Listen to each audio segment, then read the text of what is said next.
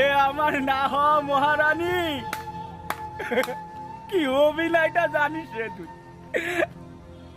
ছোটবেলা থেকে আমি অভিনয় করি, তুই না।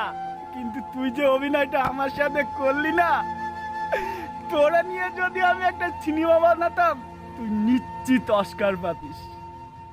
আমার সাথে সম্পর্ক থেকে তুই অন্যজনের সাথে সেম টাইমে সেম সম্পর্কে লিপ্ত ছিলি। কিন্তু কি বলদ আমি, তুই বলতিস আমারে বলদ, আসলে সত্যি আমি বলদ। সবটা দিয়ে ভালোবাসছিলাম তোরে, কি অভিনয়টা করলি রে তুই! সেরা ভাই সেরা।